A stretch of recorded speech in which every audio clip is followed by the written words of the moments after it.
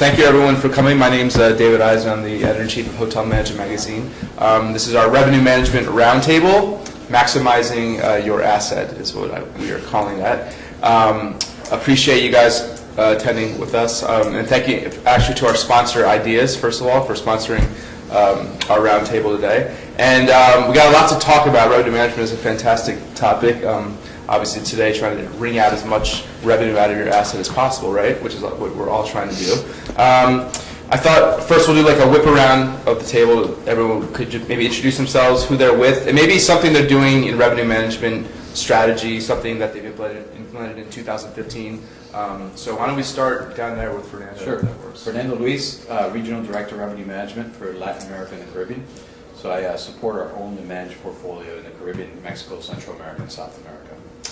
And I guess one of the coolest things that I've done this year is we've opened about 15 hotels in a couple different countries that I had not been in. So launching commercial operations, specifically revenue management, has been very interesting in those countries. My name's Oliver. I work for the Brazilian Core Hotel in Palm Beach. Been there for about 2 years. Been in the hotel business in Palm Beach for about 15 years. And something fun for me and for us that we're doing this year is Palm Beach is very seasonal, so on our very high occupancy dates, being much more careful on our business mix, more than ever. It's making a big difference to our RevPAR. Good. Welcome. Evan. Hi, good afternoon. Evan Weiss, principal with LW Hospitality Advisors. We're primarily a valuation consulting and advisory firm. We also do third-party asset management. And so I think our involvement on the revenue management side, for me particularly, is not on a day-to-day basis. But something interesting that we're doing is convincing folks that are new to the hotel space what revenue management is and how complex of a discipline it is, and that they need to seek help for it with us, through their brands, or through their management company. So it's an interesting educational process. Good. Good afternoon. Brad Sundock, Director of Revenue for Swire Hotels East Miami. It's a new concept, new hotel that's actually coming over from Asia. It's downtown in the Brickell City Center area in downtown Miami. I was with Starwood for about 15 years, and there's a lot of different concepts and ideas I think that we have here in North America that may or may not fall over to Asia. I just spent a couple weeks actually in Asia listening to some of my counterparts, and I have some really good ideas and some of those concepts we want to bring here to the United States. It's going to be a game changer, so really looking forward to it. Thanks, Brad. Just had the one airline in the... I'm here for diversity. That's right. I'm Ted Bonimer. I'm the SVP of Network and Revenue Management for Spirit Airlines. I have seen revenue management from a lot of different angles. I used to run it for Avis and Budget when I worked at Ascendant once upon a time. I've also done it for private jets and many commercial airlines. My name is Mary Beth Kutchell. I'm with HBMG. We are an ownership group, development group as well, and we third-party manage. And the biggest emphasis that we have put into effect the past year is the expanding the revenue team for our whole company. We have a chief revenue officer that joined us just short of a year ago. We recently hired Susan Giblow, who is our VP of Revenue Management. Unfortunately, she could not make it today. I'm sitting in her seat. But when we look at our corporate structure, I would say over 1/3 of our staffing is directly connected to developing revenue for our company, and that's a very important push and investment from our organization. Last but not least. That's right. Oliver Janke. I work with Preferred Hotels and Resorts. We work in the independent space, much like the hot brands. However, we don't own or manage assets. But other than that, we're pretty much a representation company and a marketing arm for distribution. As hard as my background is with Marriott International and Ritz-Carlton for about a part of 16, 17 years in the UK, Middle East, Africa, European, and now Florida region. So in the last year or two, I think one of the biggest things we've seen within the independent space is really rapid adoption of new technologies out there. And kind of that's where I come in to support the hotels to really drive and maximize their revenues. Great. Well, thank you all for joining us again. I send you questions beforehand, but I like to make these roundtables as kind of conversational as possible. So I have questions I'll ask, but I invite you all to kind of ask questions of each other. I think it gets the best debate out of it. So why don't we jump in? My first question is kind of general, looking at the revenue management over the past 4 or 5 years, but looking at revenue management in the hospitality space, hotels, airlines, it's all hospitality, right?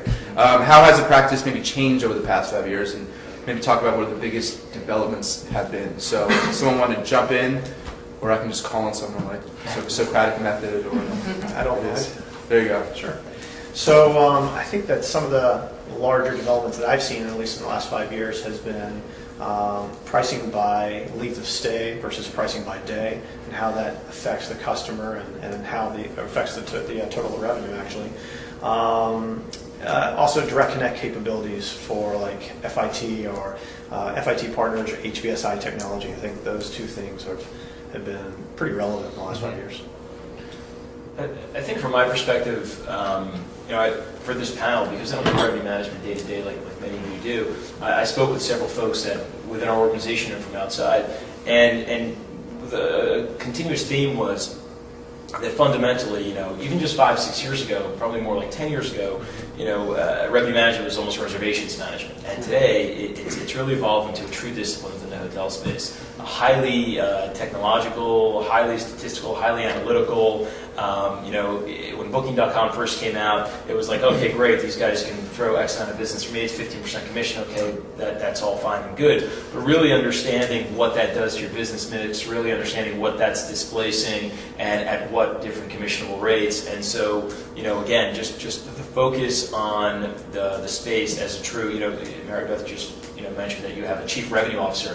5 years ago, that I would imagine that position didn't exist. And so, again, the focus on it as a discipline and making sure that you're maximizing profit, not just top line revenue. Along with a chief social media officer, probably. Exactly right. So Chris coming. And to build on what you're saying, Evan, when I went to hotel school only a few days ago, right, many years ago, at UNLV, there was not a discipline for revenue management. Now UNLV has it, Cornell has it, so you're actually getting young people that are focusing on that discipline and graduating from a program and coming to our organizations much better prepared.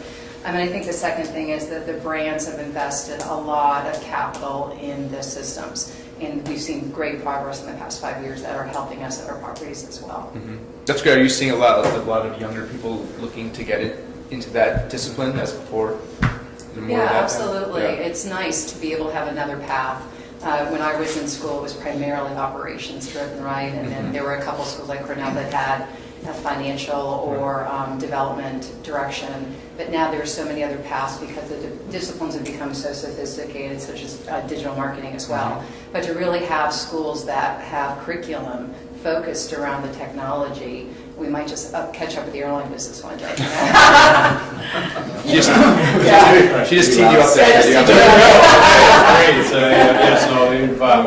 We've been teaching for airlines. I've been teaching it in school for quite a while.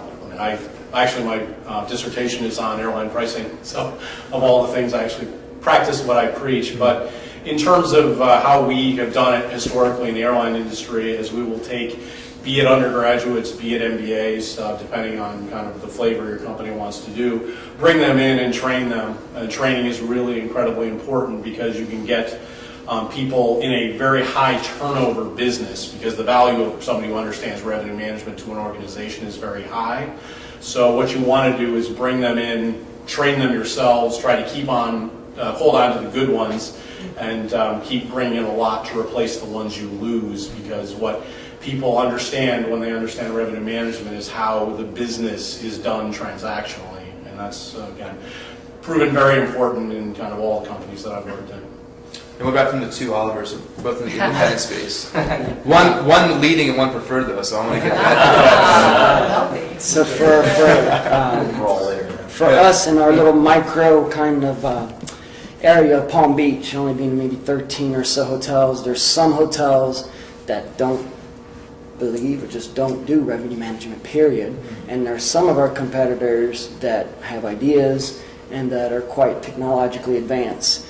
And I think one of the changes in the last 5 years is none of them had technology. Now half of them do. And I think in the next 5 years, to stay competitive anywhere, we're all going to need it.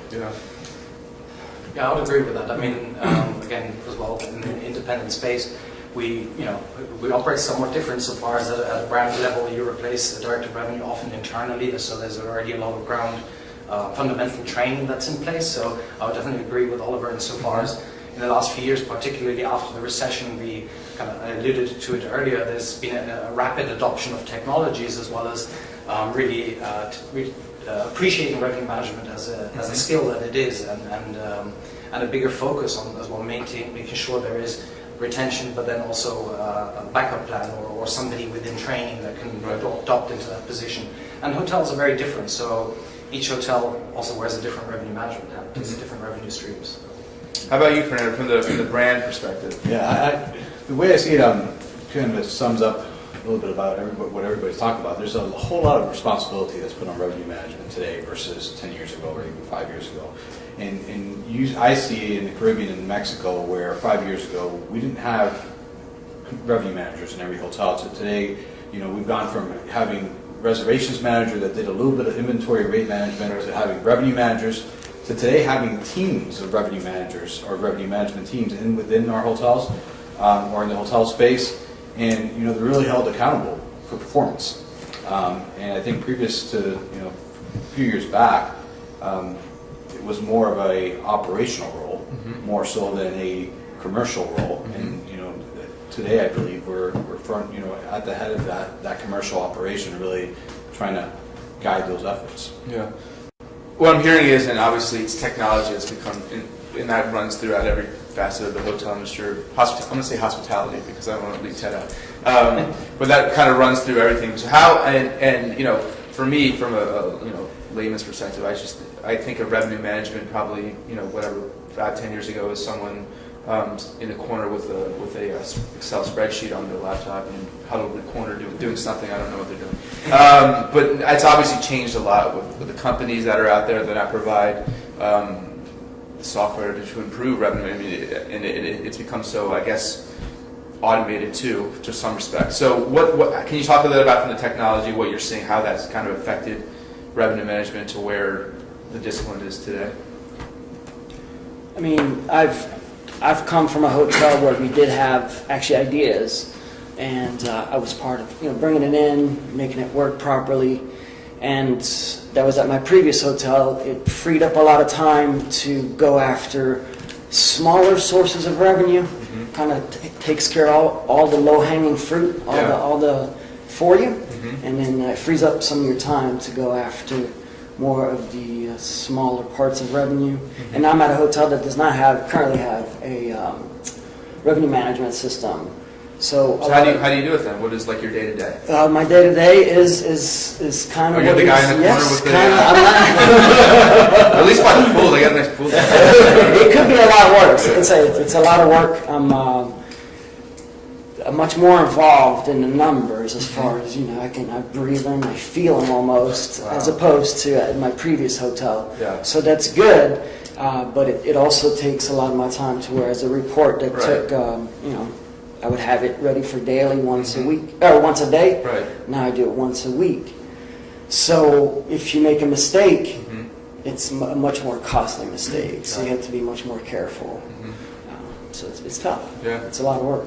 There's as well a lot of new tools out there that keep coming at us. I mean, we talk about social media, so now the social media aggregation tools where you may look at what's the value of perception of our customers as it's being portrayed out there. And customers these days go around and shop 5, 6, 7, 8 different sites and locations before they make a buying decision. How do you incorporate that? But I think that's where technology's come along, and instead of us trying to understand our consumer sentiment on all these different sites, there's tools now that are able to do that. But I think I'd be curious to hear what everyone else thinks, but I think there's a flip side to that as well. There's so much going on with the web, with little widgets, little bookings, different ideas, different companies doing. You can interact and communicate with your consumers, not just pre and post, but while they're there. There's so much coming at us from a technology perspective. How do you maintain your core focus on your core principles? It's interesting.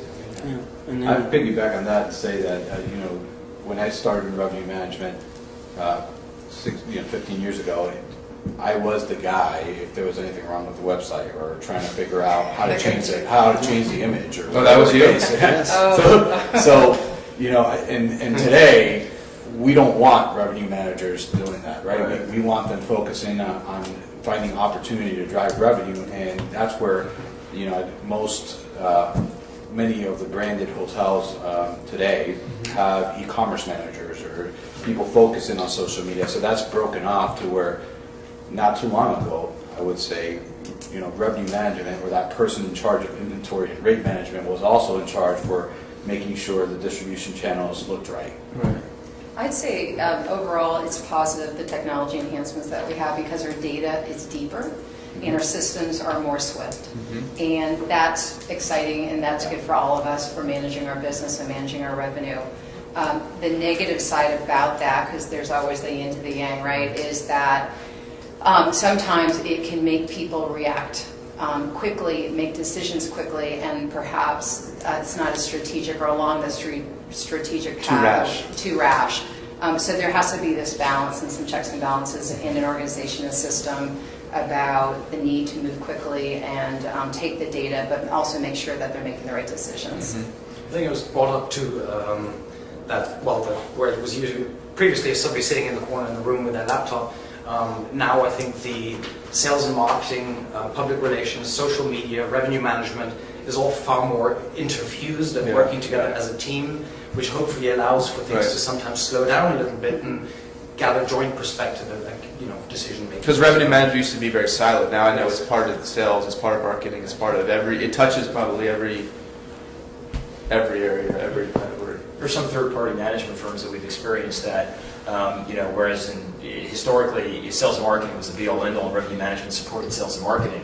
There are some firms that I know that have over 20,000 rooms under management that we've had experience with, that revenue management is kind of the be-all end-all from a technology perspective. They have so much analytics, and because they have so many rooms and concentrated in, let's say, a couple of urban markets, that they're able to aggregate so much data that the sales and marketing folks are almost secondary to the revenue management folks, which is a huge shift. I also kind of want to come back to another point in terms of independent hotels, which several folks at this table either represent or work with.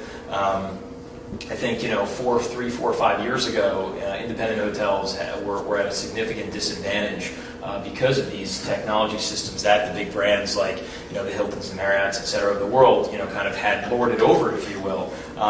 Whereas today, a tremendous difference is that these technology like Ideas and some of their competitors, they're a sponsor, I don't want to go against that and name them, but we'll try. And they put them on a very similar playing field in the sense that these technologies are relatively inexpensive and relatively easy to use, and so now you can kind of bring your pricing and your strategies to that same level. So it's interesting the effect that it's had on independent hotels, in addition to the effect that it's had overall. And I just, if I could for a moment, not to speak too long, but Mary Beth made a point earlier about hotel schools and it being a concentration. I mean, I know my alma mater, NYU, I graduated about a dozen or so years ago. When I was there was no concentration. Now it's one of the more popular concentrations because it's looked upon as the opportunity to get into operations on property or in corporate, as well as be involved on the finance and the numbers side. So it's an interesting kind of, interfusing, to borrow Oliver's term from a few moments ago, of those two disciplines of numbers and on-site operations. So it's attracting more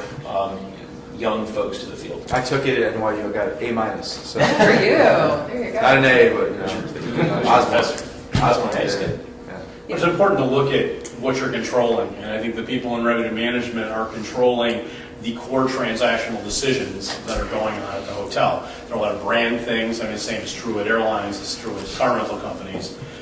Marketing has a role in all of these things, and brand certainly has a role. But when it comes down to kind of the core financials, who's controlling the decision about deploying your asset? How do you best utilize your asset? And that's revenue management. And I would argue that if you have a company that's too small to be doing revenue management, merge with somebody else and start specializing. Because having worked for a startup before where we got just big enough to get more sort of technology able to come in, that's the huge step that you get in productivity, to say, be big enough to specialize. And if you can specialize 24 hours, 24/7, then you're better off. But there's going to be an optimal size for companies, and that's going to be some degree of specialization. And that's what I've seen kind of across the industries that I've worked in, that make sure you're doing it because it's incredibly important. You can pay a revenue manager will pay for themselves within the first 2 months of every year. I mean, there's no question about that, as long as there's some degree of peak in that particular thing, or just by being open when it's not the peak. So it's really important to look at it as an investment, and the ROI on revenue management, particularly when your hotel properties are fixed. You know, there's some degree of investment in airlines where you're scheduling airplanes to go around. That's an important kind of mathematical decision you're making. Hotels, it's slightly easier on that, more difficult in other areas.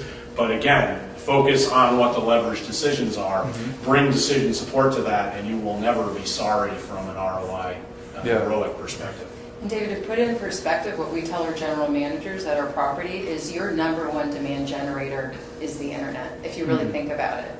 You know, yes, you have locally negotiated rates, you have sales calls and things like that, you have a group segmentation if you're a group house perhaps, or even if you're not a small, SMERF, that sort of thing. But when you think about the channel of bookings, it's the internet. So you bet, to your point, Ted, you better have the tools, you better have the wherewithal, the support to help you manage that. That's really interesting. The internet. It's not It's not just because it's in a university, or wherever it is, where there's demand generators, whether it's medical, but it's the internet because everyone can, with that, click of a mouse. And interestingly enough, it's also your lowest cost of acquisition of reservations. So very important. Your biggest channel at your lowest cost. So exactly. Your website. If you're not building it mobile first, your website mobile first, then you're running a race you're not going to be winning. So. Responsive. Yeah. What about, real quick on the technology front, does having so much, all this technology now, does it take away a little bit of the human element out of it? And is that necessarily a bad thing? I would say the technology today doesn't only allow me to focus on the areas where I need to focus on, what Oliver was mentioning, and the technology can make some just basic decisions across years, but it also lets me answer any question that I can possibly come up with, right? Because all these different sources that are out there, whether it's Smith Travel or TravelClick or ideas or whatever the case may be, there's so much technology now, so many different ways of slicing and dicing the information that I can answer any possible question I can possibly come up with. Right. So I don't think it hinders it. It hinders the effort at all to have the amount of technology or even more. I think, from my perspective, there should always be some type of gut feeling or human element to it. That being said, I think having the technology taking away some of that human element is actually beneficial to the results, right? Potentially. Yeah.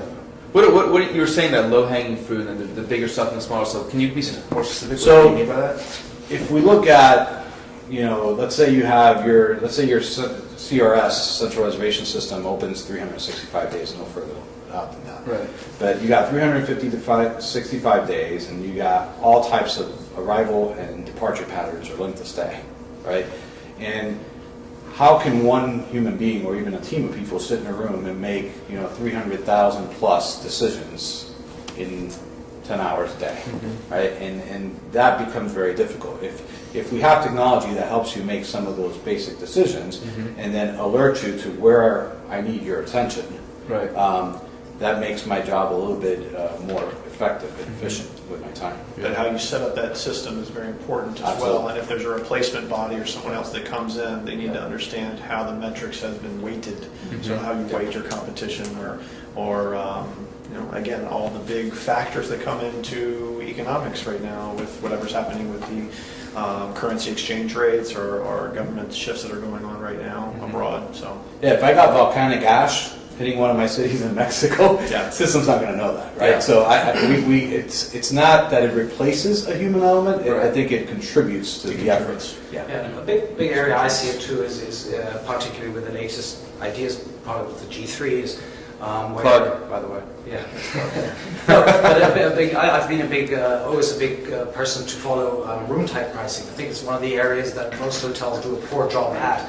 And there's an opportunity to drive average rate by driving more premium room sales, even if it's at a lower price.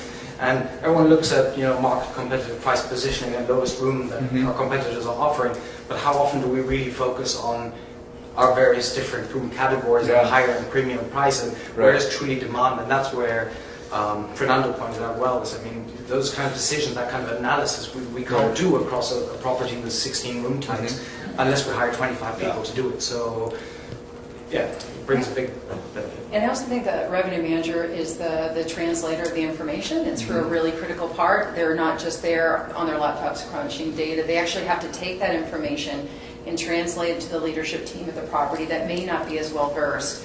One of the things that we've done is we actually color code our revenue management data, which helps them tell the story to the general manager or the leadership team. And that's been huge because it helps. It's like any spreadsheet. When you see the red and you see the green, it helps you bring your attention to the right place. But you have to be careful that they're just not there taking the data and putting the data in a format without communicating it, and what's the strategy from there. Right. That's a good point, because making fact-based or educated decisions, technology helps me do that. Right. But how do I execute now? Because I have to communicate that to a team of people. Yeah.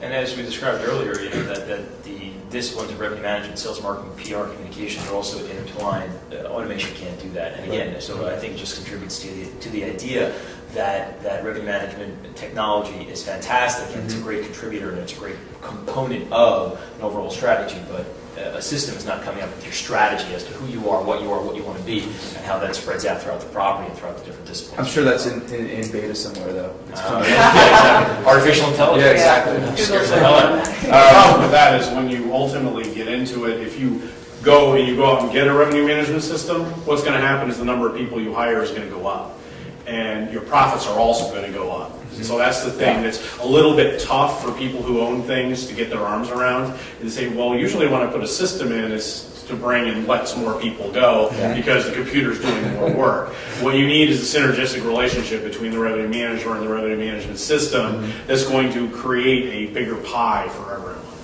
Well, it definitely sounds like revenue managers kind of rule the world. So if you guys quit tomorrow, you have some leverage, But I want to bring back. Oliver made a really good point about pricing, room pricing, and Ted, the airlines do that better than really anyone else. Probably the person sitting next to me might have been paying $100 more than me, $100 less than me. Yes. You're pricing now for seats that have 2 inches more legroom and getting a premium on that. But the airlines have done a really good job doing that. Now, I wanted to ask you, kind of, being the airlines in the room with us today, I'd love to hear kind of what how your revenue management might differ from hotels, and what are some best practices, something that hoteliers can learn from you, and then what you might be able to learn from hoteliers would be great. Right. Well, 2 ways about kind of achieving your maximum returns that we kind of break it down in. We have people who do pricing who basically just file fares, and they do analysis to find out what the best fare is in the market. And then we have revenue managers or yield managers, or the people who determine the availability for the different classes of service. So price can go up based on one of 2 major things. One is certain rates, the lowest rates are not available. That's kind of on the revenue management side or the yield management side. And prices can go up, and prices have fare rules around them. So there are rules associated with 21-day advance purchases, 7-day advance purchases, 14-day advance purchases, non-refundable fares. All of those different things have been around for a long time in the airlines. So coming up with the right price points is probably more of the benefit. So working on your room rate is more important than deciding whether to close it off or not. Right. So the things that are kind of important that we found are make sure that you have appropriate fare rules out there. So restrictions associated to buying it in advance are really important to segmenting people who someone's paying the bill for, so the business traveler versus the leisure traveler who's paying their own prices. And that's something that happens all the time. Very, very similar things, although less well fleshed out, exist in the car rental business as well.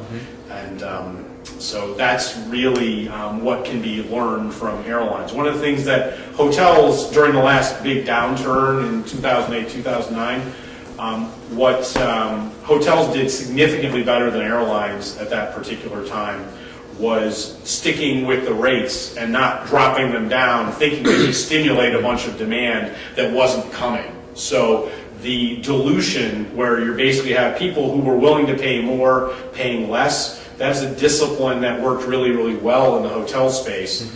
And in the airline space, it falls apart because there's too much capacity. The capacity is not reacted to, and people believe they have more control over capacity than they do, resulting in, and there's a little bit less concern on diluting passengers. And this is more traditional airlines, not so much low-cost carriers, a la Spirit. Yeah. But those are kind of important things to remember. I was going to say, as a low-cost, and that's how you kind of market yourselves, how is revenue management different from maybe Spirit and maybe versus American?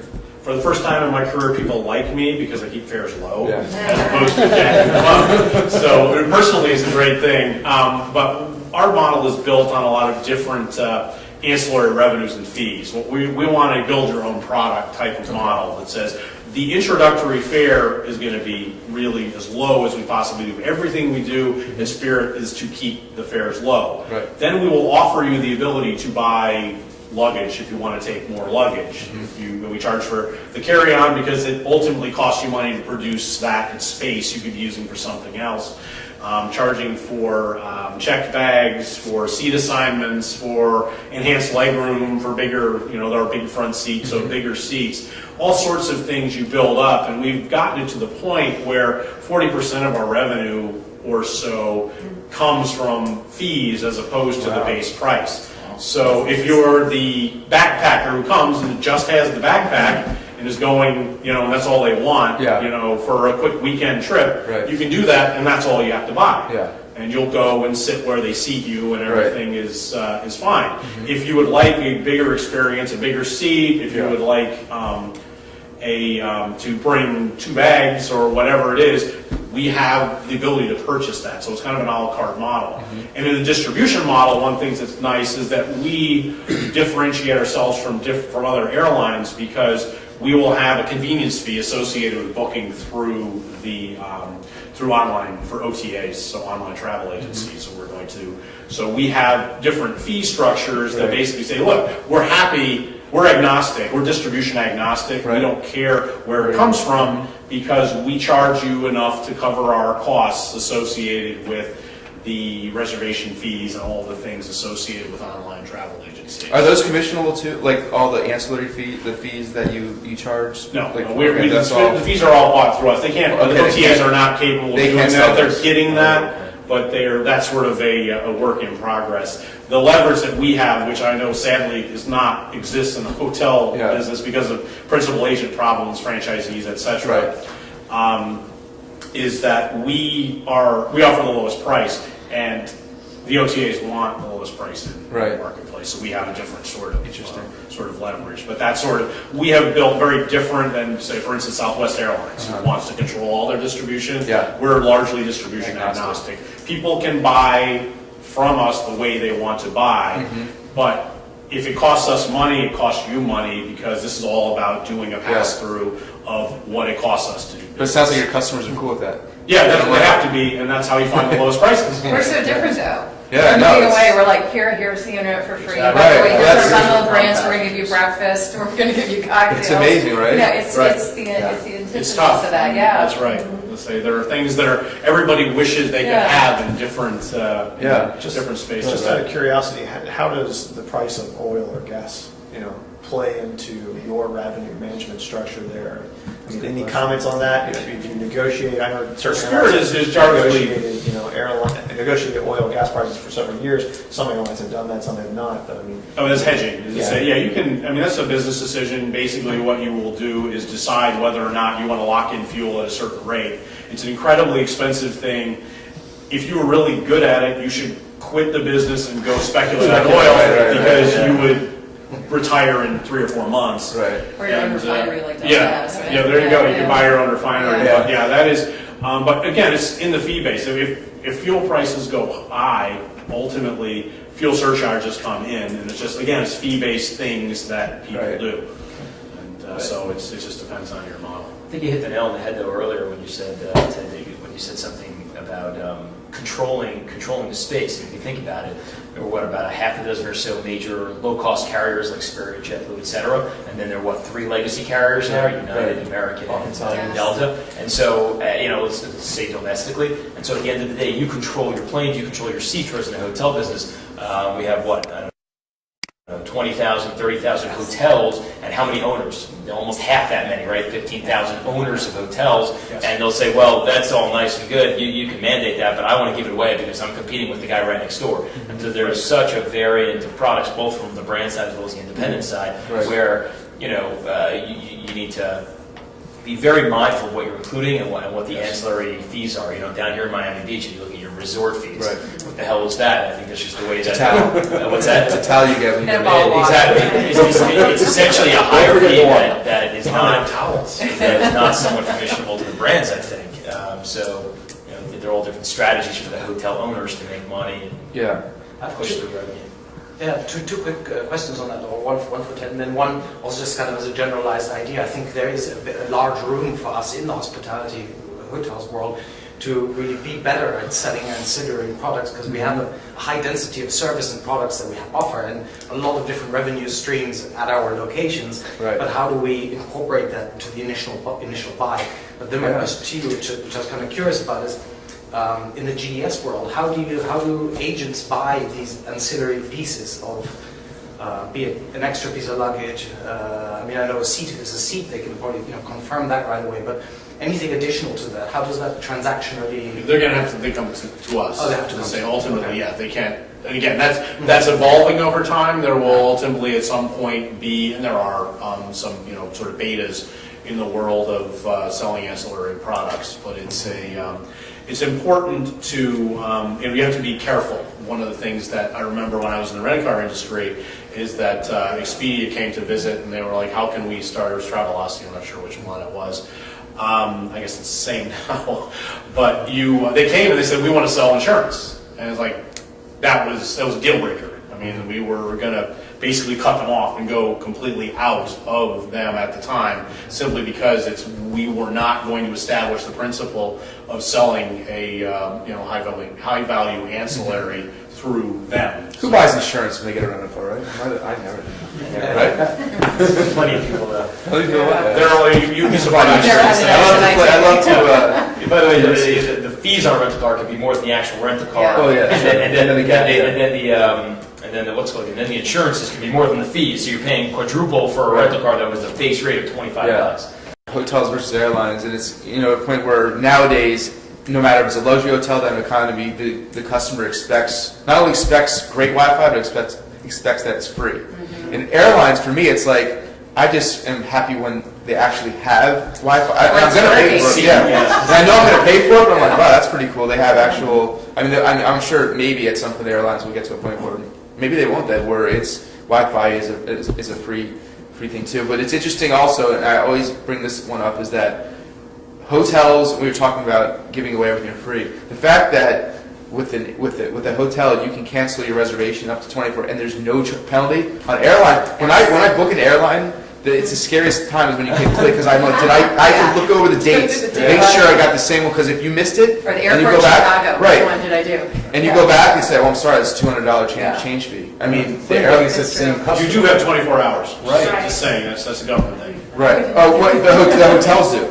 No, airlines. 24 hours from the time you book, from the time you book your reservation. Right. We're talking about 24 hours from the time you book the hotel. Yes. Oh yeah, no, it's a different thing. No, hotels I can call 24 hours, even just like not making it. A rental car is the same thing. You just get a rental car. You don't have to pay for it up front. You just get a.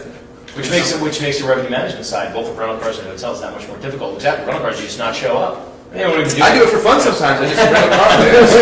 You're that. Maybe I won't. I don't know. What's interesting is the same customer. Same customer just booked the airline, is now booking the hotel, and is expecting a completely different experience during that booking cycle and what's included in the whole thing. So why have the airlines been able to create that expectation, right? Hospitality is all about expectations, and so is revenue management essentially. It's about the client, the customer, guest expectations, and the airlines have been able to create the expectation of, you're secondary. Even though you're the customer, you're secondary. We own you. Because you don't really have much choice, whereas in the hotel space, you have much choice, and thereby making this whole process and technology and everything that much more important, because they do have a choice and you don't own them. Even if you have a million Marriott rewards points or Hilton Honors points, that customer can go next door and stay at the Grand Beach Suites Hotel for $185 a night, like I am. I don't really care about my Honors points. Yeah. Don't you think there's a way to kind of work within it and grow within that? I mean, if, for example, this stay here, advance purchase for one night, we know we're coming, we want to be here, we're here. So there's a commitment that the hotel asks from us. We did it right. So if you're in a group situation, you know you're going to arrive, you're going to make your travel plans, and maybe there's segmentation where that can start evolving, where there needs to be more of an absolute, and based on your segment, like for example, this group, 40% of the business of this property, so maybe they have to control that more. So maybe there's little baby steps that we can take, because I think, correct me if I'm wrong, but I think your cancellation rate in the industry is in single digits, where ours is probably 20-30%. So there's a huge gap. Yeah, there's a huge gap. Again, the economics are what are driving that, and I mean, what I would always suggest is start with the top end brands and work down. And say, if you're booking out, if there is scarcity, then there's power for the producer. And if you are trying to go and establish something new, start in the places where you have market power and move on down, simply because it's going to be top properties with super high demand during peak times. And you can, do it, you can roll it in fairly effectively if you're dealing in that space, but then you're training people. Again, you can train customers to the good and train customers to the bad, and understand where you have leverage and drive through there. If you're trying to drive change in places where you have leverage. So take out the principal agent problems of franchisees, etc. You can do it with company-owned properties that are super valuable. I mean, again, the extent to which these things exist, but there's a way to fold stuff in that probably has a greater chance of success. No, I just think in hotels, customers feel that they're, I don't know if it's a sense of entitlement, but They've been trained though. Like it's all training. Part of the product that we sell. Exactly. What we sell is not only a room, we sell an experience. Well, that's true. And it's a personalized experience. I want to be in control of what I'm going to do while I'm here in this wonderful resort for the next 4 days. And that all starts from the moment I start searching or thinking about coming to Miami Beach. Right? So, I think it carries through to I want options on what's included, what's not included. This is about me. This is not about me getting where I need to go. It's about me because I'm going to be there for the next 2 days, 4 days, or whatever. Actually, Susan with our revenue management at HPMG believes that our elasticity is a little out of control, our philosophy and elasticity in our business is a little out of control, that we don't have to drop prices as much as we think. And it's much better sometimes to have fewer rooms if you have, it's the cost of the room, right? So to your point, Evan, you were bringing that up earlier. I mean, if you have the ability to book fewer rooms, but they're going to say have a longer length of stay, for example. And it just benefits sometimes not to always drop your price. You don't always have to. We react. It's just kind of in the nature of the beast. Though I do think we got better in 2008, 2009 than we were in. Before that, they dropped them, exactly. Particularly at the luxury level. You can stay at the Ritz-Carlton. I remember after 9/11 for like $100, whatever it was. 99 or something. But then you can't. But the problem is that then there's an expectation that's harder to kind of. And the customer, the guest, is definitely getting smarter. We did something crazy last season. We had a 30-night cancellation and charged 50% of the stay if you didn't hold up. Because we found that the customers in winter, for them, a $839 hit was nothing to them. Right. And when we talked about you're here for 14 nights, we're taking 7 times $839. That's a little bit more. We thought it was a scary thing to go into, but it was a very successful. It worked. One of the most successful seasons. I think that's what you have to do. Sorry, go ahead. I was going to say, to Ted's point, right, where you have the power, you can demand it. But at the same time, you mentioned, what do you do the last time before you book that flight ticket? You're hovering over. Oh my God! Yeah, it's like I'm sweating bullets. You can see it very quickly when a hotel changes their cancellation policies, to something that's overly restrictive and that where the competitive set is less restrictive. You can see almost immediately how demand drops off, and it actually helped as guests were checking out, because now they had this huge long cancellation. We were honestly that busy, but at checkout they were rebooking for next year, because it made them feel like, oh my God. yeah. You know. I think it's a kind of about respecting yourself in the morning, in the sense that why are airlines so good at it, in addition to the leverage aspect of controlling your own destiny? But it's because every time an airplane takes off with one empty seat, it's a perishable commodity. Right. And we in the hotel business have the exact same challenge, in the sense that every room in your hotel that's not booked, what's the incremental cost if you're at 80% occupancy versus 90% occupancy? It's other than housekeeping, which may even not be all that much there. It's really relatively nothing. So even at a 3.5, 4-star hotel, whatever that means, what's your cost of the room? $40, $50, $60, $80. I mean, so if you're selling it at $120, you make a profit. Now, you don't want to push customers into a situation where they're expecting low rates, but at the same point, we have to respect the fact that it's a perishable commodity and it is going into the trash bin, once that day is over. So are apps like Hotel Tonight still doing well because of that? I think they are doing well, although Hotel Tonight looks more and more like Expedia and those kind of things every single day. It's not that last minute anymore. It's not really, now that you can book 7 nights out or whatever it is. Right. They become a brand now that people know. Exactly. So when you do that, you can do anything you want. So Right? to me, they've lost a little bit of their cachet. Every time I go on there, it's like they have nothing there. And the rates, if you go on the hotel's website. So I think the hotels are trying to respect themselves from a revenue management perspective and not give better rates out to OTAs, because as we all know, brand.com or hotel.com, not hotels, but hotel.com, our own websites are the least expensive distribution channels you can possibly find, and pushing people towards that. Are you guys doing better at that? How's Hilton doing in pushing, weaning people off the OTAs and educating them that brand.com is you're going to get the same rate that you got if you go to my take on it, customers are going to buy what they're going to buy, right? And I don't think a hotel company or a brand can change that. Mm-hmm. I think what the major brands are doing or what I see happening is they're expanding their portfolios to include 13, 15 different types of products, right? So now you can go on and search a destination on Hilton.com, on Marriott.com, and you have all types of hotels at different price points, different benefits. So it becomes somewhat of an OTA because it's giving you options, right? And I think that's how the branded hotel space is trying to combat that. But the fact is that they're very important distribution channels, and customers are like that, and there's a reason why they're successful, and we're trying to figure out how we can leverage that versus trying to push them somewhere else. Mm-hmm. I think there's more opportunity for the brands to educate, though. I'll be frank and play devil's advocate about that. Yeah. A lot of people don't realize that if you book through those other channels, you don't get your rewards points, right? Yeah. A lot of people just don't know that. So you have these loyal people to your brand, but they're searching around, they book, and they assume they're going to get. Maybe they will if they make a call because people value their business. Well, and what comes along with the reward, right? So, or being part of the loyalty program, because many times for many hotels, you go on the OTA and you get a better rate. I could be the highest tier customer for any brand. I could go onto an OTA and potentially get a better rate, right, or a lower rate. And so that's where I think the branded space is getting a little bit wiser, is educating on that, is potentially providing some benefits to being part of the loyalty program other than points or miles for your next travel, but actually a benefit associated with my current visit. And then adding more product, right? More brands, more price points, more hotels in different destinations. Wait, more brands? You launched more brands? Oh, yeah. Well, Marriott's got more brands. Hilton's got more brands. Every time I turn around, there's a Marriott's got 20 brands now, right? We're coming. So you can, if you're There's another one for them. They're launching with their super limited service type brand. Yeah, you're gonna let us know.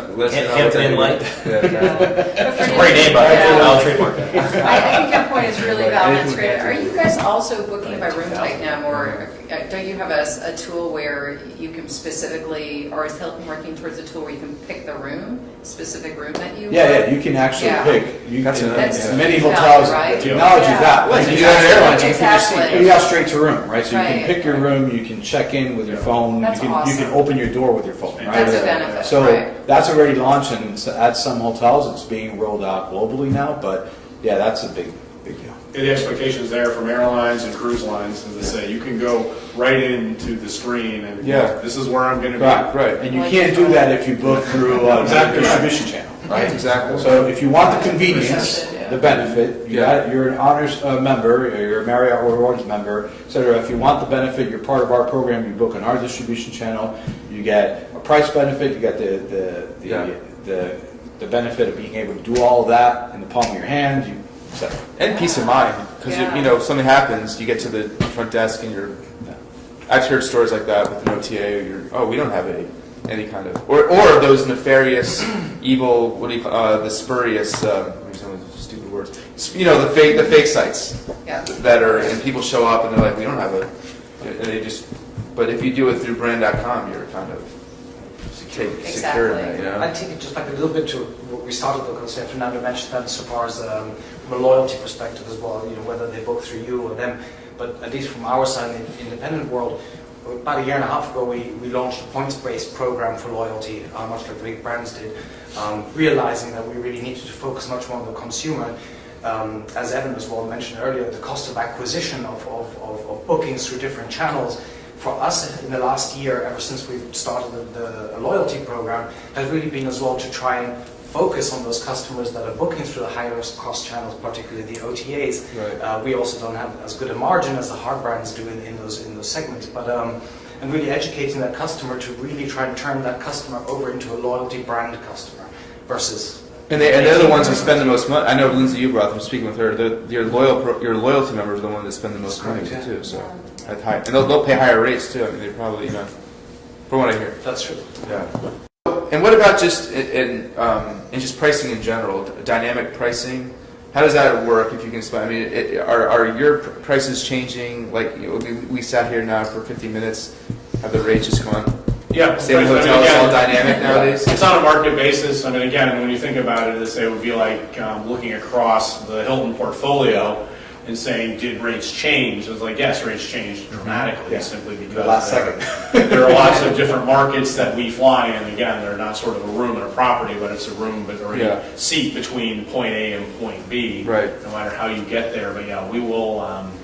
Formally, airlines do it 3 times a day. Our major kind of filings where all the fares are dumped into the system and then communicated out to the various systems. So when is the best time to book it? Yeah, right. Isn't there some you should always book in advance. Isn't there some like golden day? Isn't there some day when it's like the best time to book? It's like 3 o'clock in the morning on like a Tuesday when this full moon. Certain airlines kind of throw things out. You know, I would try to get an advantage overnight. They've done that in car rental. I've seen it. I've seen it in airlines. So there may be a flyer doing that, but sort of systematically. Right. They say to book it on Tuesday or Wednesday, but that's when the high volumes are. But there's no sort of magic thing other than book far out in advance if you have the ability, or wait for the sale. Sales will come.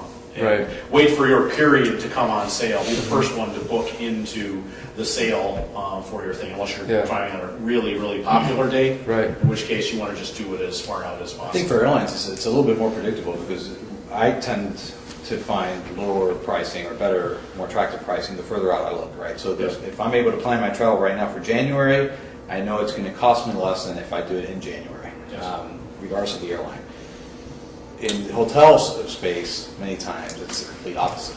It's very difficult because in many markets and in many hotels, you have the protecting strategy where I think this is going to happen, and as I get closer, I realize that's not going to happen. So my pricing starts to go the opposite way. Right. So I think it's a little bit less predictable. It's a free call option too. I mean, because ultimately, if you buy an airline ticket, you're in. Right. The airline ticket, unless you're buying a really expensive one that's refundable with kind of all the bells and whistles. For hotels, they're just giving it away for free and basically saying, look, here it is, I'm locking in this rate. Yeah.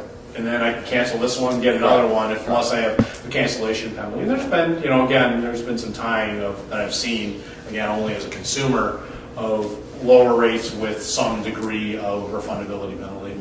So then, as a customer, then you're saying it's smarter to book as far as possible. Yes. You'll get the better rate then. When you will. Same for hotels always too? get that. Or do you wait? Do you play the waiting I think game? for hotels, because of our policy, is feel free to book when you want. As soon as Exactly. you know. And then rebook. that you can cancel. They have those apps that you got to drop rate. and they'll rebook you. You guys are really it's scary what these kind of disruptors are coming into your space. They're just trying to. I mean, they're great for customers, right? But for your business, they can be kind of You think about it, the hotels have so many, you're not going to get an Airbnb that's taking over an airline at any point because of the infrastructure cost, right? I mean, God forbid. That's all sort of bad. We don't have real pilots. This guy just worked on a simulator somewhere. He's good to go. Carl's drivers? Driverless cars. Exactly, Uber for airlines. But on the hotel side, I mean, when your revenue management strategy, especially in major urban markets, you really have to look at, like you just mentioned, the word disruptors. I mean, Airbnb, I don't want to overburden the talk about Airbnb because we can spend we'll get 12 hours on it. We get to that now. We were talking about it. Well, that's the thing. Airbnb is troubling. Yeah, it is troubling. And so, you can have a great strategy, and even if you're in a market which is, let's say, mostly brands, so you have smart or good third-party management firms. You have good, smart people revenue managing and really trying to take advantage, really trying to take the leverage and control. And then you have, let's say it's a 20,000 room market, and then you have 2,000 Airbnb rooms. You have 10% of the market. Right. There's no predictability, and there are no automated models that can possibly follow what Airbnb is doing. And there's no data tracking. They don't release any data. And I mean, you could be charging $350 for a room, and they could charge $350 a night for a house. Yeah. That's beautiful on the water. So then that your whole model goes out the window to some extent. Not to and that's just a major issue. It goes back to Fernando though about the experience, because the guests that are booking hotels are looking for the experience as well. And Airbnb, that should be, if you think about the segments and the different types of customers that are booking the Airbnb, there should be a certain type of customer that's booking. It's definitely a different type of experience. Yes, it's still the unknown, right? It's still the unknown that's out there, but they're not booking the experience when they're booking Airbnb. Oliver probably doesn't have as much issue with Airbnb because your customers are paying $800, $1,000 a night, particularly in season. They want to go to the Brazilian court. How many rooms is it? 60? 70, right? So, I mean, you have this small boutique hotel. I've been there. It's amazing. It's beautiful. It's in the neighborhood. That's not your Airbnb customer, but the folks saying, preferred also maybe a little bit segmented, away from that, but Hilton for sure. I did have a long-term repeat 71-night guest mention it to me this year. Wow. We're coming back, but it's 20. We charge $25,000 a month. So we found a house in Palm Beach for X amount of dollars. I'm sorry, you can't even come close to that. Yeah. I didn't lose her, but that was my first time. She tried. She really tried to work me, and I think you nailed it. It's the services. Right. It's the housekeeping. It's the cafe balloon. Yeah. It's the pool. The secret is being able to go at the hotel, being able to go and figure out how to replace that income, right? But it's scary. And I think there is a customer base out there for us to go get it, right? For whether it's competitiveness in the market from our competitors, or enticing travel from where it hasn't come before, emerging markets, etc. Well, there was a recent HBS study that came out that said New York is losing out on billions of revenue because of Airbnb. Yeah. I mean, that's a lot of money. The issue with that study is, if you think about it, where's your data from? Right. Well, there is a site called AirDNA. Where's AirDNA's data from? It's from Airbnb asking rates. Because Airbnb does not, and so they've just trolled the internet looking for those rates. Right. So if you look at the supportability of that data, I'm not saying it is or is not supportable. I'm just saying that you have to look at the supportability of the data, right, and make your own decisions as to whether it applies to you or not. Yes, everyone knows that there, especially in major urban markets like San Francisco and New York, there's a significant number of Airbnb rooms on the market everywhere. I've heard numbers from 5% to 20% of the market, and I'll tell you what, nobody really knows, because on any given night, it differs. And the important because someone could say, oh, I'm going to put my room correct, but even more importantly, during compression times, which is where hotels are able to take the average rate from New York City from, say, 220 to 240 because of those compression nights. Let's say there's 100 compression nights a year where everybody's sold out, everybody's getting $600-700 a night, even for a Hilton Garden Inn or Marathon. Exactly. However, now that you have Airbnb, so let's say the Airbnb supply can go from 10 to 30,000 on those compression nights because they see that the hotel rates, and then that compression goes from 800 to 600 now, and then the average rates for the city go from 240 to 230 instead of. So there's really a lot of trouble. And then if you're a hotel on the revenue management side, your models cannot supply for that differing in supply because there's nothing to track. Yeah. I mean it's next to it. But that's definitely having an impact without doubt, and in some markets more than others. And I would say that we've had other entities dip into the space in the past that have had not the same impact, but similar type of impact, and somehow it's all bounced out at the end. So we're all looking forward to when that happens. So do you use? I mean, in your revenue management calculus, then do you take are you? I mean, you have your normal comp set, but is Airbnb now an actual comp set? How will you track that anyway? But is it part of your revenue Markets strategy? in markets where it's impacting the performance, absolutely. It's hard to track though, because you can't track You it can't tell unless a it, municipality Where's the data? has a revenue tax. you do. right? Yeah, So that's the only and they time don't, you can do it. exactly, they don't comply with the occupancy and/or the sales tax, which is why they're being sued by the Attorney General in New York, Yeah. and why San Francisco and Santa Monica outlaw them and all these different things because they're not paying occupancy. STR and needs sales to tax. get their data. Well, so you there, can benchmark it. Yeah. there you go. That would be incredible. I think Right. my question for all of us would be, particularly those who have spent their careers in revenue management, when does the hotel space take back control? If you think about it, OTAs were so far ahead in terms of technology from the hotels and hotel companies, and now you have the disruptors like Airbnb and that app we were just talking about that trolls Yeah. the hotel's websites and can lower your Right, rate by right. rebooking for you. I mean, these are crazy things that have a significant impact on our businesses, on our revenue, and particularly on revenue management. So how and when can we have so much, there are billions of dollars in revenues. I would say so. I've been watching closely what's been happening in Europe, and in many ways, hotels have regained a lot of controls there because across the European board, a lot of the OTAs have lost the ability to require price integrity, price parity, and therefore the hotels the cost of acquisition of that booking is higher. So hotels don't require to offer the same price on Expedia as they do on their own hotel's website. I mean, to me, that's monopolies and mergers work going on because they're really price fixing the market. And once that breaks, I think that will open up a large potential for change within our market, and hopefully it's soon. I don't think there's one thing. I think it's a really slow process. In our case, guest by guest. We're just one tiny little hotel, so we kind of have that luxury. But it is guest by guest, and everybody wants to know. We're all asking him questions. When's the best time to book an airline? Well, we get the question. What should I do? Should I go online? Should I book direct? Should I book on Tuesday? And everybody wants to know that if we go online, and then call the hotel direct. And we can do that because we're 70 rooms and we're not, but I think it's slowly one guest at a time for us. It may go back to technology and the point that Mary was mentioning earlier. If forget about hotel worldwide for a moment, but if I'm a hotel and I have the technology, customer-facing technology that does those things for the customer, then I'm taking back the space, right? If I can have the customer access air, on my own website, then I've taken back the packages from the OTAs. If I can, if the airlines can have, the airlines have hotels, airlines and hotel companies can partner up and sell those directly, then I've taken back that space from the major receptive operators. Right? There you go. Hotel Spirit. There you go. So there's, I think it goes back to technology and what we're offering the customers, or what we're currently not offering customers that these entities are. It's a customer relationship. Right. Wow them when they're at your hotel. Give excellent service. Share the value of why it's important to book through thebrand.com. And with the new generation, the younger kids that are coming through school, again, all interested in revenue management, they're born with an iPhone in their hand. So don't piss them off, don't lie to them, and tell them the truth. And, I listened to Kenneth Grumbach at this presentation that was at a Preferred Hotels conference most recently, talk about demographics. And just listening to the number of people that are actually moving into Florida, and you can clearly see it with all the hotels that are being built. And if you look at the generations of their age, and it's quite interesting. You compare the two to the hotel industry. You should do a little research there. There are some similarities. What about real quick? You were talking about millennials, but mobile.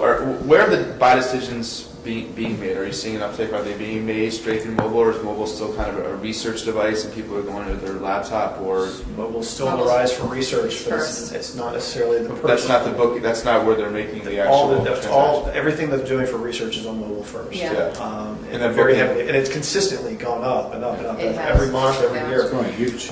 Yes, growing. That's why I said your website has to be mobile first. It has to be responsive. It has to be. Yeah. You have to also look at the data. Sorry. And last but not least to that, you have to respond to your customers. You can't ignore your customers online. Whenever they're making comments on any of the platforms, you need to be responsive. That used to be the revenue manager's job too, right? When you're Of charged course. the website. Every man wearing different The double driver. Whatever's doing belongs to anybody else with the revenue management. Yeah. Now you just, I often find as well when I look at that kind of data for mobile in particular, first thing I do is find out is what do they consider mobile, because a cell phone is definitely the research point, but the tablet has now become very much a booking platform, just as a desktop or PC, where some companies will say the tablet's mobile, others will say, you know, we don't count that because we actually serve a regular booking engine versus a mobile booking engine. So it's definitely growing, and I mean, we see it with resorts in the Caribbean, again with ADRs north of $1,500, people booking a New Year's stay for 21 nights on a mobile device. So it's out there, it's coming. So. 21 nights. Good for you. And what's interesting is with mobile is years ago when we started to see the internet take over, right, for reservations, bookings, etc. Most hotel companies, most hotels offer some type of deal, right? You go there, you get a better deal than if you call the hotel directly, right? Book through GDS or whatever.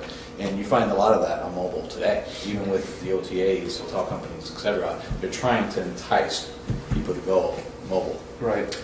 Even some of the hotels are starting to find their own app, you know, and using the hotel app as a platform for last night bookings or same day bookings, excuse me, or creating a customer, you know, to be loyal to them. So, or while you're here on property, here's my app, and it allows you to book your next day. And of course, I think that's something the airlines do really well is their airline apps. I mean, very good. Love it. You can get your boarding pass. pass. Oh my gosh! I got an email yesterday that said, you know, you can now check in for your United flight tomorrow. It's fantastic. I went right onto my app, and then I took the boarding pass and saved it to my passbook just in case I'm on the internet. I mean, it was so easy. Here's your gate, flights delay, whatever it might be. It's incredible, and then the notifications come up. I mean, it's an incredible thing. So the hotels, I think, have the opportunity to get there. I don't think they're there yet. I mean, I'll be frank with you, I don't have any hotel apps on my phone. I don't either, but I have 3 airlines. I have American, Delta, and United, exactly. Sorry. What, no Spirit? I don't know. That's nice. That's true that I'm so hotel cultured that I don't like the ancillary revenue. And I get that it works. I know that it works. But for me, like I like the hotel side of it. I'm an all-inclusive guy. I'm the kind of guy who if you would be $225 plus $75 an ancillary, just charge me $300, make my money. I know it sounds it's fine. It's saying again, it's buying behavior. Different people like to buy different ways. We have products that are under development where you can get it's all in. So you can get everything you want. If you want to not think about the process, here, hit this button and you're good to go. And that's, again, understand what your customers want. That's not, our customers want to piece it together generally, but if some of them want to buy that way, great. Understand how your customers want to buy and run to that point. Right, with you completely. I think on the app side, that you do have some hotel companies, not only Hilton, just trying to develop that piece of it, right? And partnering up with Uber and partnering up with Live Nation, and partnering up with Google, and having that straight to room option, et cetera. So, as in the hotel space, I think we're way behind the airline industry on that, but I think we'll see a change in that in the next year or two. I wanted to ask a question, and it's kind of directed at the hotels, but obviously, please jump in on this too. One of the, in our business, we listen to a lot of earnings calls, and a lot of the Q3 calls for the hotels. Everyone's talking about how occupancy has kind of hit this mark now, where there isn't that much more kind of runway there. And a lot of the analysts would ask the CEO, then why are our rates higher? Why aren't you pushing rates? And all of them, and invariably they'll say something to the effect of, oh, we're trying to do that, or something, not really saying. But so, what's your opinion? Why aren't rates being pushed harder? Are they? And can we expect rates to hit a higher level? I was surprised when Ted said that from his perspective, the hotel industry absorbed the economic downfall better than the airlines, right? Because from my perspective, it was a rate war. Every single hotel market that I worked in, and I think recuperating from that has been a struggle. Still, even though it's all right. Because we know that we can go take business from the low cost hotel down the street if we drop our rates. So at any given moment, drop rate, right? And then that causes my competitors to drop rate and the whole thing. So it has been a struggle to get rates moving in the direction that occupancies have. Just in general, not only within the company, just looking at Smith Travel and information, you can see it across not only the U.S. but in all of Latin America and the Caribbean as well. I think each market's a little specific to that. I look back at Smith Travel reports, and rate has continued to increase, 4 or 5% with occupancy, trying to find that high point. Now the market in general, the economy, in every 7 years, right around there's a downtick.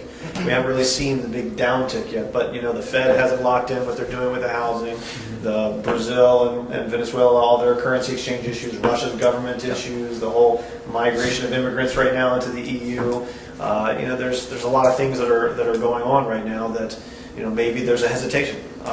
But at the same point in time, in Miami specifically right now, the convention center's just gone out for renovation. The new inventory is coming in. But again, from a demographic standpoint, there's supposed to be a big rush in the next 10 years of people coming into this area. Right. So, all this kind of plays into your question per se, but I don't really see. Yeah, travel from Brazil is going to be down, and they're going to look for cheaper rates. I mean, their exchange rate is up at 4, right? Yeah. So 4 to 1. So it's that does play a huge. So the Chinese are coming, right? Mm-hmm. Yes, we are. In the luxury segment, we meet the travelers. Yeah. It's interesting. Swire actually has its own airline division, Cathay Pacific, and it has now their own hotel division, which is the youngest part of the company. It's a 200-year-old company, so there could be a marriage sometime there and disruption to OTA. Who knows? But it's soon to follow. We'll see. I'd say in the luxury market too, from an ADR perspective, what we've seen is some markets have really come back in terms of the ADR, where a lot of hotels are really at a point where they don't necessarily anymore want to raise rate, because it gets to a point where you're asking too much from that consumer, that price elasticity begins to take too much out of the conversion equation. But so what you don't see so much is the closure of discounts and lower rates of products and heavier yielding against. And that's kind of an opaque activity that's going on that contributes to rate growth further, but kind of holding that best available top line rate where it is. Right. And I think one of the things that we talked about earlier on with this panel was focusing on the profit of the bookings as well. So we talk a lot about ADR. ADR is very important, RevPAR is very important, but I think it's about the profit per available room and really focusing on that, because there are so many booking channels that charge so much. So that's what our team looks at. We are driving rate, but we're looking at the profit per the booking. And what can you do for each room type specifically? Maybe there are incentives to buy other room types. And back to you, Ted. At what point in time do those room types actually dive down a little bit and fluctuate back and forth? It's harder in the hotel area not to just to be so flexible as you are. I think with the premium room types, we have seasons and tools that we need to work on that are evolving to do that. So. And how much do you invest in your customer?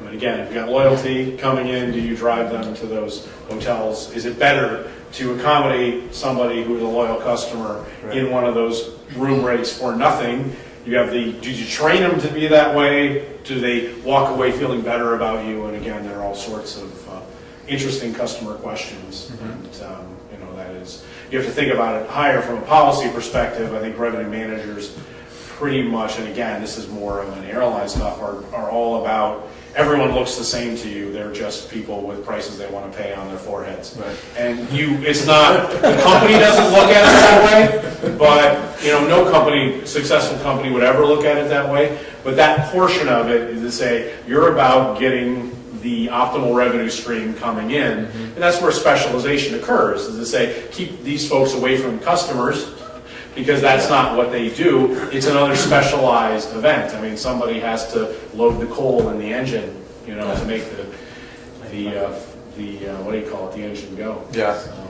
Another component of rate is we just spent time talking about the OTAs, and what percentage of the business in the industry is now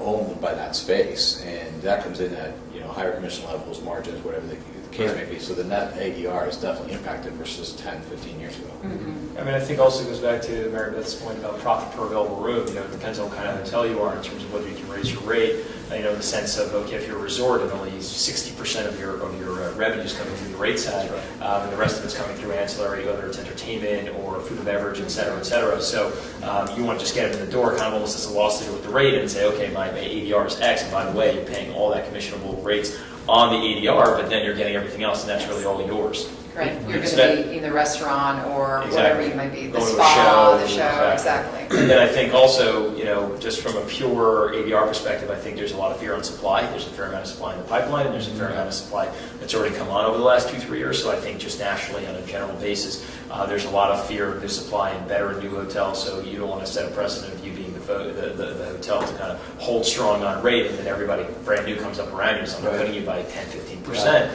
And then further to that, I think overall there's always been this, because of, again, going back to the point of not really having the leverage because of all the individual owners and franchisees and independent hotels, which you don't have in other industries. There's this who will blink first. Okay, I'm going to hold strong on my $200 rate, and it doesn't matter if my occupancy drops from 85 to 80 to 75 to 70. I'm going to hold strong. What about when everybody else starts dropping? It's like, okay, this is now a failed strategy. Nobody wants to be the first to say, we're going to hold rate as a brand, or we're going to hold rate as a market, because you really have no control. And apparently it's called price collusion, but that's for someone else to figure out. But these are significant dangers in terms of making sure that your hotel is as profitable as it can be. I mean, conventional wisdom is, I think that the rule of thumb is that if your hotel is operating above 72 or 75%, you should be able to push rate from there on out. Right. But I'll tell you what, in a place like New York, there are significant operators of 5,000 plus rooms that will just let the rate, they will let their occupancies go up to 95, 98% on a nightly basis, and they simply don't care to get another $10 in rate because they believe that anything above 80 or 85%, they have the same staffing levels, essentially. Right. So that's all profitability to them. So if they're getting 220 instead of getting 240 on the whole house, it doesn't matter. And I think you're seeing that in a lot of markets where they kind of want the heads and beds, and they want the ability to keep their people employed and keep the economy running and keep the ancillary sources of revenue at the property moving forward. So. That's true. One thing I'll say about new development, though, it's really expensive to build a hotel right now. Yes. So the holding cost basis for building a key or building a property is they're going to have to get rate. What kind of hotel? It doesn't matter. It's all super expensive. I think you can build a limited service hotel in a suburban market for. I think you build a Courtyard Hilton Garden type product, select service for under $150 a key, and the limited service like Holiday Inn Express, Fairfield, Hampton for about $120 a key. It's getting construction costs are, I don't know if you price them some plans these days, but it's shocking. It's definitely expensive, but there is supply. And you see it growing every day. I mean, exactly. You see the pipeline growing every single day. The markets I work in constantly. This hotel's opening up, that hotel's opening up, that one's in construction, that one's. And that's a function of capital markets, and the capital markets right now are still wide open. There's a little bit of murmur about, especially like CMBS, commercial mortgage-backed securities market, whereby they don't want to finance certain types of hotels in certain markets, but maybe tertiary and kind of tertiary brands, if you will, which I will certainly not name. Because I like what I do, but you're seeing a little bit of pushback. But over the last 3-4 years, where you've had all this supply, it's the capital markets. Debt is at extraordinarily low rates from a historical basis, and equity is also at extraordinarily low rates. But leverage is still there. Leverage is still at 65 to 75%. Max. So that helps protect a little bit. A little bit, but when you're borrowing at 3.5%, 4%.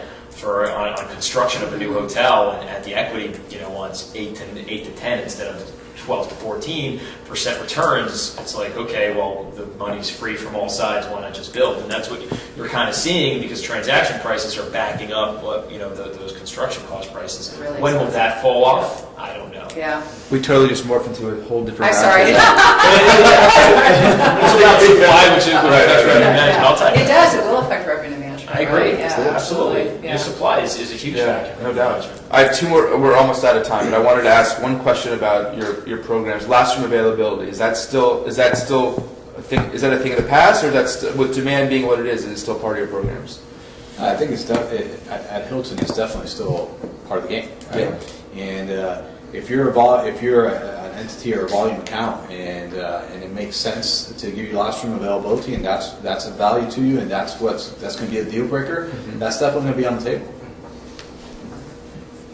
That being said, I, as a revenue manager, want more of it back. Yeah, of course. Right? So, because take a stand. You're Hilton. Take a stand. and I will tell you that with the occupancy levels to where they are in a lot of markets, we are stepping back on it. Again, when it's a deal, and hey, I can provide you. I am XYZ company, and I got X number of thousands of room nights in the market, and I'm staying at your competitor. You want to shift it? Right. This is what I need. Then you negotiate. $2 first, right? Spot on. Yeah. All right. So usually the last question of these roundtables is something like, oh, what's the future of blah blah blah? I get one. I think this is kind of a, just for today, because I thought this was a really great, spirited discussion, so to speak. Can you tell me, say what your biggest takeaway from this conversation has been, or something that struck you that you thought you never kind of, you're looking at it as something in a different matter, that this kind of roundtable, induced, I guess. I don't want to put anyone on the spot, but is there something that, what will you take away from today's discussion? I think it reinforces something that I've known about and that I've kind of lost sight of in many ways. Because we talk about revenues, we talk about ancillary revenues, but there really is an opportunity. I mean, I go to a resort and I see jet skis sitting idle for half the day because nobody gets up in the morning. Well, there's revenue management opportunity to put people on those jet skis. There's empty spa rooms that we can look at occupancy per available treatment room by day part. There's so many things we can break down in our business that I kind of really want to go back and energize some of those things and really try and drive some additional revenue streams that hotels are currently not using. And I think for me, it's that there's an opportunity for industry to go dynamic in markets as the airlines have, and I think that's going to be a real potential. And then the second one would be to continue to add value for the consumer, for the guest, to both through the brand.com, and there's an opportunity for us to continue to do that. Mm-hmm. Okay. Interesting to see it from different angles. I mean, having worked in different areas, I mean, the hotel problem is a difficult one, and like you say, have people attacking it, but it comes from so many different angles. I mean, the problem from a major brand versus an independent versus, and you're getting with Airbnb, a dumbest competitor rule is going to go in. You've got a lot of rooms that sort of go in. Fluctuating supply is no fun. Having worked in rent-a-car industry, which is sort of notorious for that, it makes you less able to do mathematical things you want to do, and so it's a certainly challenging space. Like I say, you guys are thinking about it a lot. For myself, I think just listening to the conversation around the table is about the next room type and all the different room types we have, and how really to monopolize on those or find the right price point. Listening to Ted and how he's done this with his algorithms and his tools, it's really making me think about how I want to strategize that at my hotel. And then listening to this Airbnb conversation around the room a little bit here, Evan, is kind of piqued my interest to really pay attention to what's happening in the Miami market. I know it's happening, but really, how can we track it? How can we get the travel involved? Right. How can we start really knowing what that client, who that client is, and what they're producing in the market space is important for me. Good. I have two takeaways. One of them is technology is important, but the human input side will remain important for a long time. So technology is great, but kind of watching. The other one is, I know I was kind of saying I'm not an ancillary customer, but I think that you make a great point, Ted, in the sense that there are ancillary customers out there. There are folks that want the $100 room rate and then upsell them the ADR. I think you're making that similar point. So don't just focus on the ADR, also focus on the other ancillary revenues that you can get. It's revenue management, not room revenue management. So I thought that was interesting. And for me, it's probably not anything new in specifics, but kind of re-energizes me to go to ownership and to not be the guy in the corner. Because I've been With the hoodie. And so in my comp set, some have no technology, some have a lot. We're in the middle. Yeah. I want to be able to convince ownership to bring us to the top. So it's not necessarily something new, but Prove it with numbers. Yeah. Prove it with numbers. That's why. Numbers don't lie. People lie. So I want to figure out how to use construction cost analysis and revenue management. Exactly. Talk to me. No, but I think